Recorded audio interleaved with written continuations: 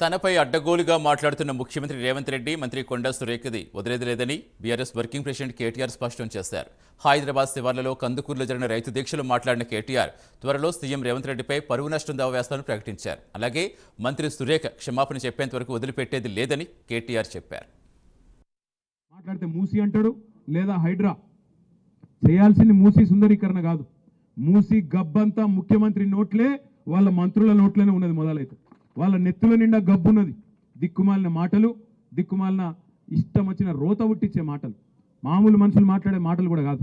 ఇడిసిపెట్టాం ముఖ్యమంత్రి, నీ గబ్బు మాటలకు, నీ మంత్రుల చెడ్డ మాటలకు చూస్తా ఊరుకున్నాం. చాలా రోజులు 4-5 ఏళ్ళు ఇష్టం వచ్చినట్టు పిచ్చోన్లే కొరినా ఊకున్నాం.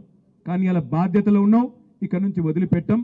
ఆల్రెడీ నేను పరువు నష్టం దావా వేసినా, ముఖ్యమంత్రి మీద కూడా తొందరలోనే పరువు నష్టం దావా వేస్తా. ముఖ్యమంత్రి మీద వేస్తా, నా మీద అడ్డగోలుగా మాట్లాడిన మంత్రి గారిని కూడా ఇడిచిపెట్టా. క్షమాపణ చెప్పేదాకా అటు క్రిమినల్ ఇటు సివిల్ డిఫమేషన్ 2 సూట్లు కూడా వేస్తా. వదిలిపెట్టా అనే మాట కూడా నేను విజ్ఞప్తి చేస్తా ఉన్నా. తప్పే చేయనప్పుడు ఎవరిని అయ్యకు కూడా భయపడం. ఏం చేసుకుంటావో చేసుకొని మోడీకే చెప్పినాం ఈ చిట్టినాయుడు ఎంత మనకనే మాట నేను విజ్ఞప్తి చేస్తా ఉన్నా. మోడీకే చెప్పినాం ఏం చేసుకుంటావో చేసుకోపోరా భయ, గీడంతా నాకు అర్థం కాదు.